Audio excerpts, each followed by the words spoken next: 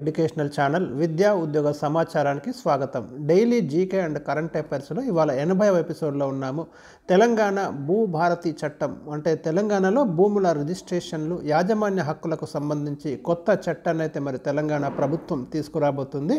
దీన్నే మనం తెలంగాణ భూభారతి ఆర్ఓఆర్ చట్టం 2024గా పిలుస్తున్నాం. ఈ చట్టం గురించి కొన్ని ఇంపార్టెంట్ క్వశ్చన్స్ అయితే మీ ముందుకు తీసుకురావడం జరిగింది.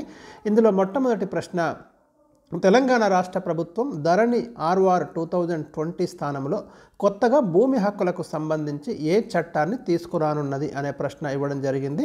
చట్టం పేరు Telangana Bhubharati record of rights in land చట్టం 2024 భూ యాజమాన్య హక్కుల చట్టం 2024 తెలంగాణ భూభారతి ధరణి స్థానంలో భూభారతి కొత్తగా ఇంట్రడ్యూస్ చేయబోతున్నారు. ఆర్ఓఆర్ అంటే మనకు రికార్డ్ ఆఫ్ రైట్స్ అనేది దీని ఫుల్ ఫామ్ అండి. భూ యాజమాన్య హక్కులు అంటాం దీన్ని.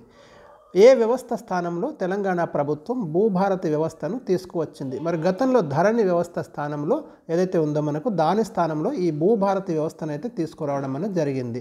క్వశ్చన్ నెంబర్ 4, ధరణి పోర్టల్ రాష్ట్రంలో ఎప్పటి నుండి అందుబాటులోకి వచ్చింది? 2020 నవంబర్ 2 నుంచి అప్పటి బీఆర్ఎస్ ప్రభుత్వము ధరణి పోర్టల్ అయితే అందుబాటులోకి తెచ్చింది. ఇప్పుడు దీని స్థానంలోనే కొత్తగా భూభారతి చట్టం రానుంది.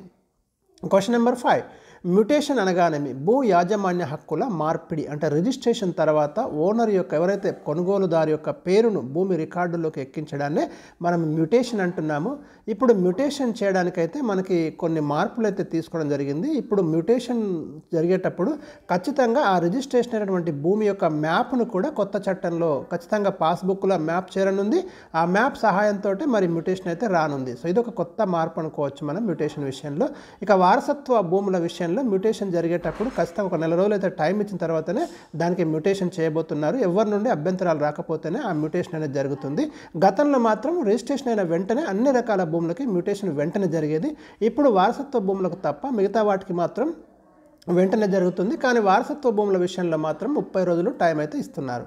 భూ సమస్యలకు సంబంధించి దరఖాస్తు చేసుకోవడానికి తెలంగాణ భూభారతిలో ప్రస్తుతం ఎన్ని మాడ్యూళ్లు పొందుపరిచారు?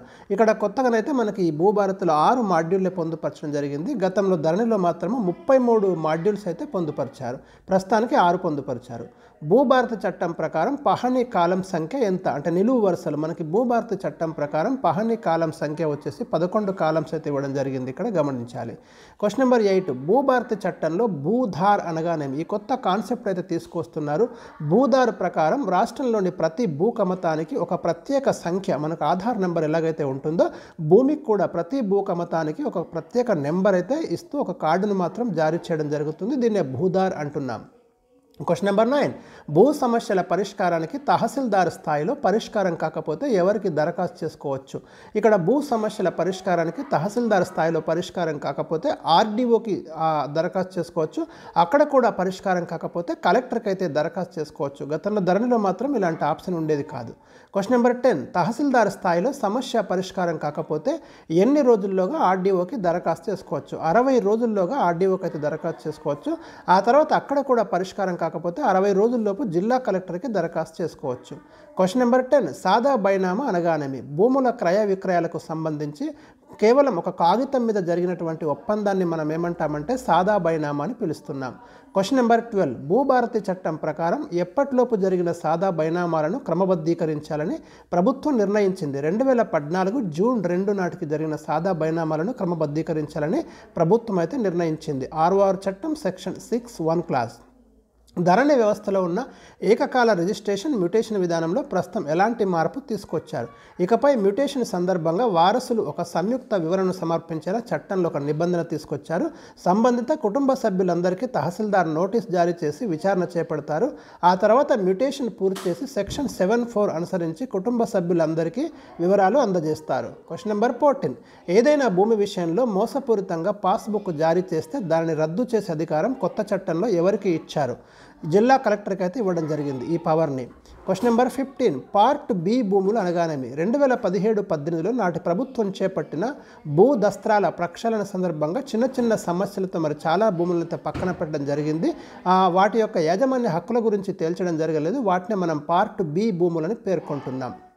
తెలంగాణ రాష్ట్రంలో ఎన్ని రెవెన్యూ గ్రామాలు ఉన్నాయి? 10,956 రెవెన్యూ గ్రామాలు తెలంగాణ రాష్ట్రంలో ప్రస్తుతం ఉన్నాయి. క్వశ్చన్ నెంబర్ 17, తెలంగాణ భూభారతి చట్టం ప్రకారం భూధార్ కార్డు పట్టాదారు పాస్బుక్ జారీకి ఎవరికి అప్పీల్ చేసుకోవాలి? ఆర్డీఓకి అప్పీల్ చేసుకోవాలి. క్వశ్చన్ నెంబర్ ఇది మనకి ఈ రోజుకి 17 క్వశ్చన్స్ అయితే మీకు అందించడం జరిగింది. ఇంకా ఏమైనా ముఖ్యమైనటువంటి ప్రశ్నలు ఉంటే డెఫినెట్గా మీకు అయితే ఇవ్వడం అనేది జరుగుతుంది. Thank you for watching. వీడియోని లైక్ చేయండి, ఛానల్ని సబ్స్క్రైబ్ చేయండి.